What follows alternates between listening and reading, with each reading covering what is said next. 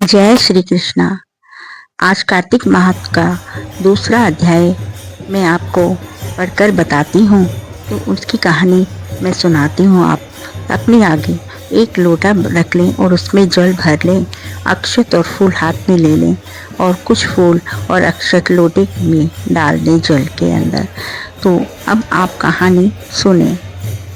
ब्रह्मा जी बोले, हे पुत्र, जो व्यक्ति तुलसी की मंजरी सहित भगवान शालिग्राम का एक बूंद चरणामृत पान करता है, वह ब्रह्महत्या जैसे बड़े बड़े पापों से मुक्त होकर वैकुंठ को प्राप्त करता है।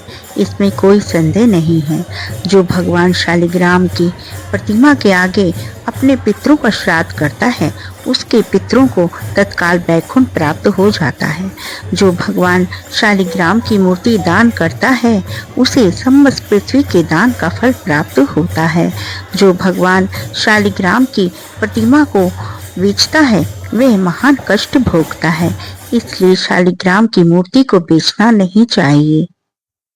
श्री विष्णु भगवान का पूजन शंख के जल से करना चाहिए। श्री शिव जी का पूजन बिल पत्रों से, सूर्य का तुलसी से, गणेश जी का पूजन धतूरे के फूलों से, विष्णु जी का पूजन कमल के पुष्पों से तथा श्री महालक्ष्मी जी का पूजन मालती अथवा चंपा के फूलों से करके प्राणी परम पद को पाता है। परंतु जो भगवान को परम प्रिय तुलसी से भगवान शालिग्राम की पूजा करता है, उसकी महिमा का वर्णन कोई भी नहीं कर सकता। इस प्रकार पूजा करने वाला भक्त जन्म जन्म के अपार कष्ट से मुक्त हो जाता है। जिसकी मृत्यु तुलसी माला धारण किए हुए होती है, वह जीव बिना किसी रोक टोक के सीधा बैकुंठ धाम को जाता है। जो तुलसी की छाया में अपने पितरों का श्राद्ध करता है, उसके पितरों की अक्षय तृप्ति हो जाती है। तुलसी का सिंचन गंगा जमुना का नर्मदा के में स्नान के समान होता है। तुलसी का वृक्ष उगाने और सींचने से तथा नित्य स्पर्श करने से मनुष्य के मनसा वाचा कर्मणा तीनों प्रकार के पाप नष्ट हो जाते हैं। कार्तिक मास में व्रत करने वाला तुलसी जी का शांत चित्त से पूजन, प्रदीक्षा और नमस्कार करके हाथ जोड़कर प्रार्थना करे, हे हरि की परम प्रिया, देवताओं ने तुम्हें बनाया और मुनीश्वरों ने तुम्हारा पूजन किया है। मैं भी तुम्हें नतमस्तक होकर नमस्कार करती हूँ। जो प्राणी आंवले के पत्तों को पुष्पों से भगवान का पूजन करता है अथवा आंवला की वृक्ष के नीचे बैठकर भगवान का पूजन करता है, उसको स्वर्ण के फलों और फूलों से पूजा करने का पुण्य फल प्राप्त होता है। जो मनुष्य द्वादशी को तुलसी तथा आंवले के पत्तों को तोड़ता है, वह घोर नरक में पड़ता है। प्रत्येक मनुष्य को चाहिए कि कार्तिक मास में आंवले के फल, तुलसी और गोपी चंदन की माला धारण करे। ऐसा करने से वे आवागमन के चक्र से मुक्त हो जाता है।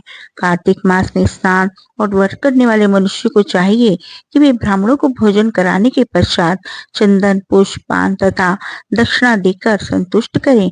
संपूर्ण कार्तिक मास में पृथ्वी पर शयन करें, ब्रह्मचार्य का पालन करने, पत्तल में भोजन करने और मौन व्रत से प्राणी परम वीर, धीर, गंभीर और कीर्तिवान होता है। जो मनुष्य एक समय आंवले के वृक्ष के नीचे पूर्ण कार्तिक मास भोजन करता है, उसके 1 वर्ष के समस्त पाप नष्ट हो जाते हैं। व्रत करने वाले को शहद, कांजी, दाल, तेल, कच्चा भोजन, दूसरे का अन्न तथा कोई भी तामसी तथा बुरे नामों वाला भोजन नहीं करना चाहिए। रविवार को आंवला खाना नहीं चाहिए। देव, गौ, प्रेत तथा दूसरों की निंदा नहीं करनी चाहिए। अंडे, मांस इत्यादि का सेवन तो क्या ध्यान भी नहीं करना चाहिए।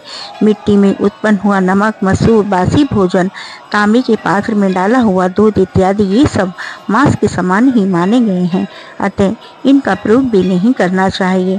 केवल स्वयं अपने लिए बनाया गया भोजन भी मांस के समान होता है, अतः किसी दूसरे को खिलाने के बाद ही स्वयं भोजन करें। लहसुन, प्याज, फूल, गोभी, गाजर, जंगली घिया, बैंगन, पेठा तथा दोबारा पकाया हुआ भोजन व्रत में नहीं खाना चाहिए। रजस्वला स्त्री, मिलेक्ष, पतित और अखंडी, पाखंडी आदि से भूलकर भी बात नहीं करनी चाहिए।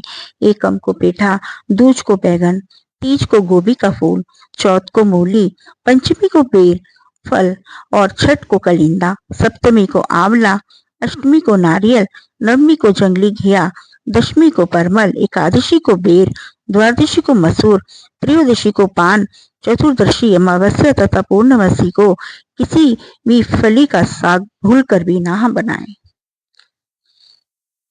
जय श्री कृष्णा। राधे राधे।